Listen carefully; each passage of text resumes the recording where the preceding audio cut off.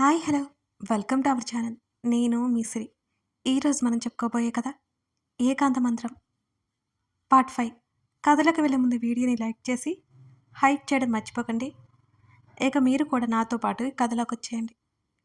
బయట కారు చూసి కారా అని నోరు వదిలేసింది సాహితి. అబ్బా సాహి, నీతో ఇదేనే తలనొప్పి.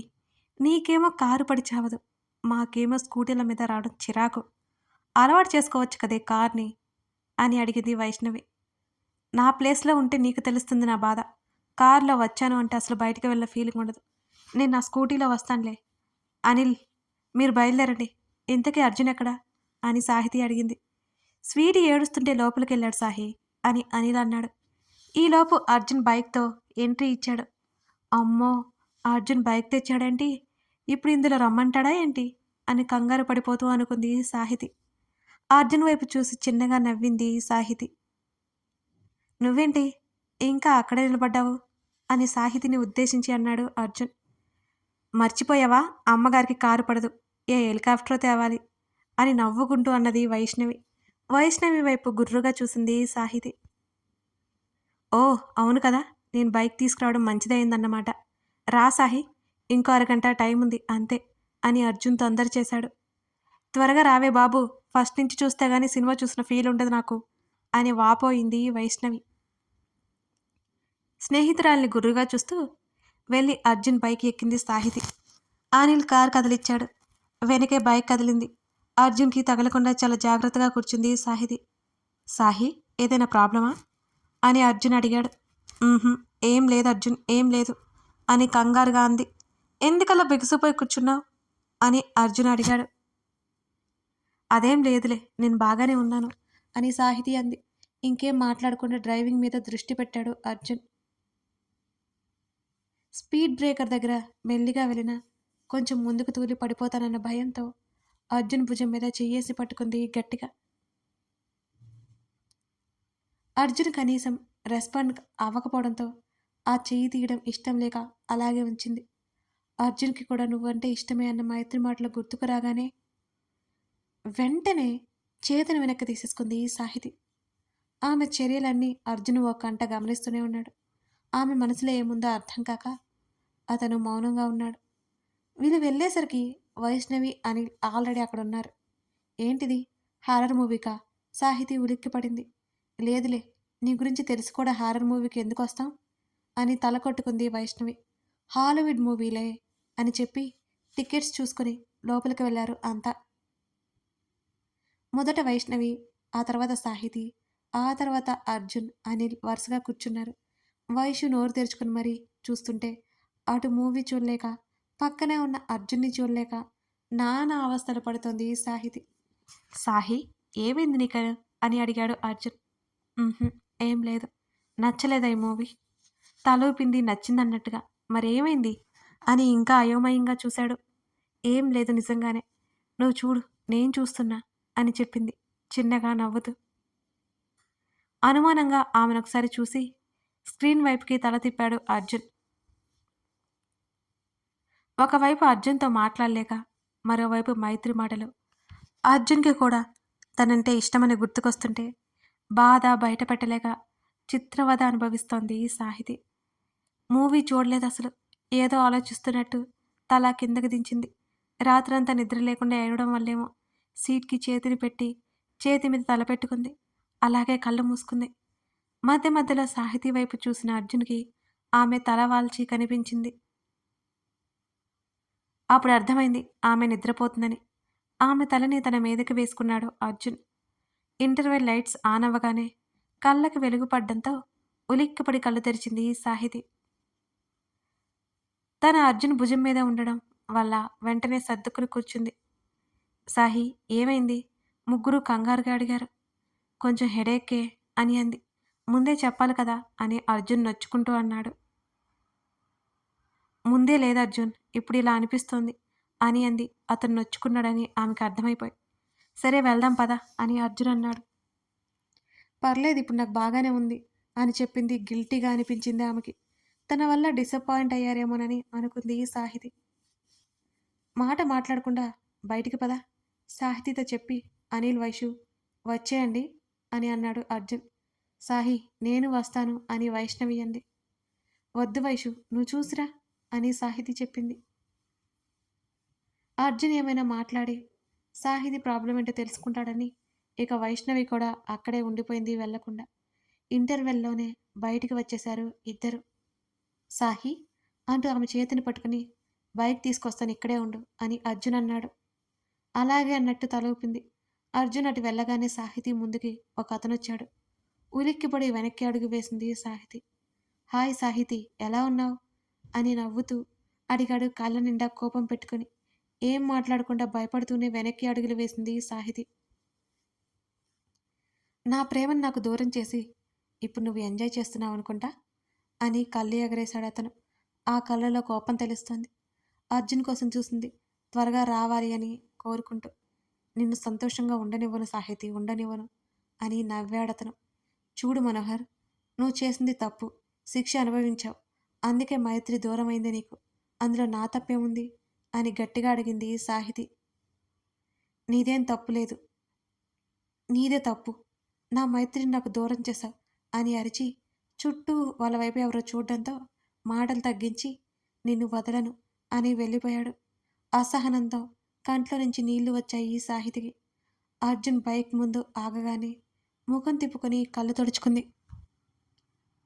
టాబ్లెట్ తీసుకొచ్చుకుందామా అని అర్జున్ అన్నాడు. అంతగా ఏం లేదు అర్జున్, టాబ్లెట్ వేసుకునే అంతా ఏం లేదు అని సాహితి చెప్పింది.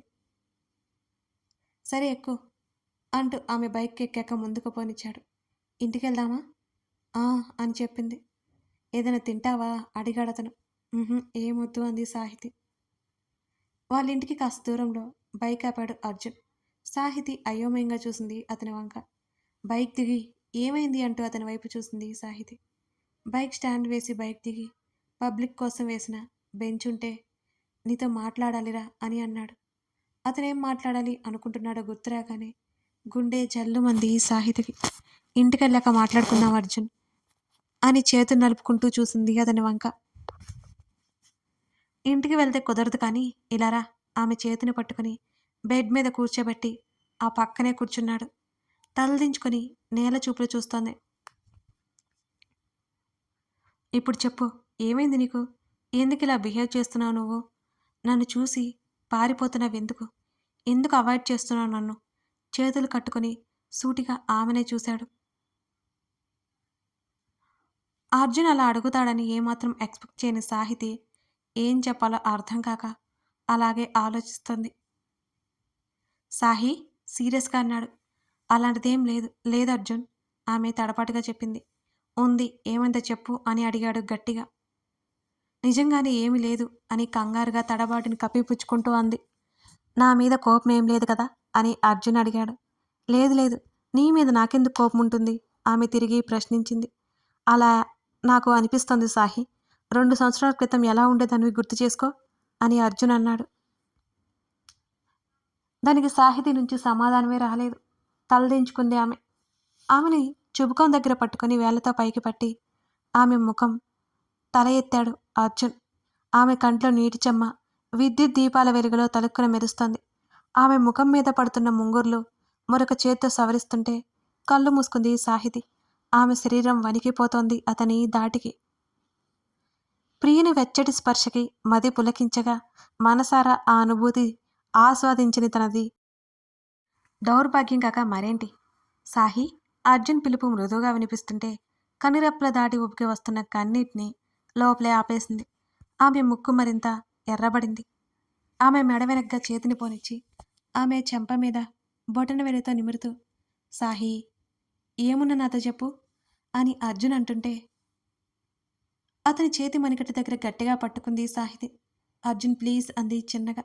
ఇంకా కళ్ళు కూడా తెరవలేదామె. కంటి లోపల ఊటిన కన్నీళ్లను ఇంకిపోయేలా చేస్తుంటే మరింత గట్టిగా కళ్ళు మూసుకుంది. ఆమె చెంపల కింద చెయ్యేసి నాతో కూడా చెప్పవా? అర్జున్ ఇది అని మొత్తం చెప్పేదానివి కదా, ఇప్పుడెందుకు నీ గొంతు మోగపోయింది? ఆమె ముఖాన్ని చూస్తూ అడిగాడు అర్జున్. తన చెంపల మీద ఉన్న అతని చేతులు రెండీ విడిపించుకోవాలని చూస్తే వదల్లేదు అర్జున్.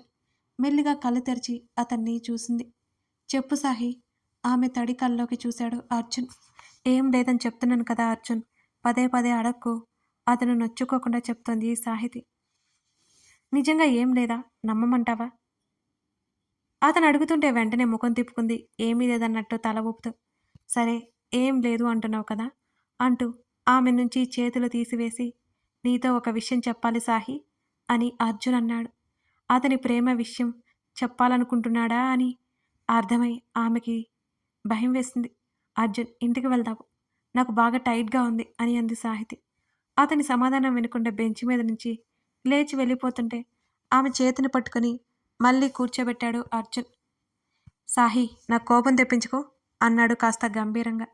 ఆమె మౌనంగా కూర్చుని తలదించుకుంది. నీకు నాకు పెళ్లి చేయాలనుకుంటున్నారు అని ఇండైరెక్ట్‌గా చెప్పాడు అర్జున్. ఆశ్చర్యంగా చూసింది అతని వల్ల. మన ఫ్యామిలీస్ అన్నాడు ఆమె అయోమయంగా చూస్తుంటే. అందరికీ వాళ్ళిద్దరిని జంటగా చూడాలని అనిపిస్తోంది. అనుకోగానే సంతోషంగా అనిపించింది సాహితీకి.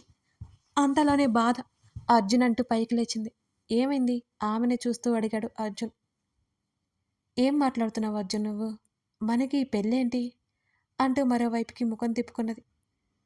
ఆ మాట వినగానే వెంటనే లేచి ఆమెకు ఎదురుగా వెళ్ళాడు అర్జున్. ఏమైంది మనకి? అన్నాడు ఆమె కళ్ళలోకి సూటిగా చూస్తూ. ఏంటి అర్జున్, నువ్వు కూడా అలా అంటావు? నీ మీద నాకు అలాంటి ఉద్దేశమే లేదు. మనం ఎలా పెళ్లి చేసుకుంటాం చెప్పు?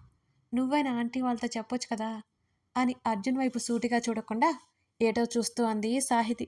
ఆమె నుండి అటువంటి సమాధానం ఎక్స్పెక్ట్ చేయని అర్జున్ షాక్ అయిపోయాడు. నీకు ఆ ఉద్దేశం లేదా? అబద్ధం చెప్పకు సాహి అన్నాడు మనసులో దిగులుగా అనిపిస్తుంటే. నువ్వు కూడా ఏంటి అర్జున్ మరి? కలిసి తిరిగినంత మాత్రాన మనం పెళ్లి చేసుకోవాలా ఏంటి? అసలు ఫీలింగ్ లేకుండా ఎలా పెళ్లి చేసుకుంటావు అర్జున్ అని అడిగింది సాహితి. ఆమె మాటలకు సమాధానం లేదు అతని దగ్గర నుంచి. నువ్వు నిజంగా అన్నట్టు అనిపించడం లేదు సాహి. నేనంటే ఇష్టం లేదా నీకు హా? అంటూ ఆమె ముంజేది దగ్గర పట్టుకొని అతని వైపుకి లాక్కున్నాడు అర్జున్. అర్జున్ అంది అతని నుంచి విడిపించుకోవడానికి ప్రయత్నం చేస్తూ. సాహి, లేదు, నువ్వు అబద్ధం చెప్తున్నావు. నన్ను కావాలని అవాయిడ్ చేస్తున్నా. నన్ను చూసి తప్పించుకుంటున్నా. నువ్వు నా టచ్ ఫీల్ అవుతున్నా. ఇవన్నీ నిజం కాదా అని అర్జున్ అడుగుతుంటే. అర్జున్, ముందు వదులు నన్ను. నువ్వంటే ఇష్టం లేదని ఒకవైపు చెబుతూ ఉన్నాను కదా. ఇంకా మళ్ళీ ఎందుకు అడుగుతున్నావు దాని గురించి? నీ నుంచి తప్పించుకోవాల్సిన అవసరం నాకేంటి? నీ మీద అలాంటి ఫీలింగ్ లేదు అంటుంటే తెలియట్లేదా నీకు అని గట్టిగా అరిచి. నువ్వు ఇలాంటి వాడివని అనుకోలేదు అర్జున్. ఇలా అడ్వాంటేజ్ తీసుకుంటావని అస్సలు ఊహించలేదు. ఇంతకుముందు నీ మీద అభిమానం ఉండేది.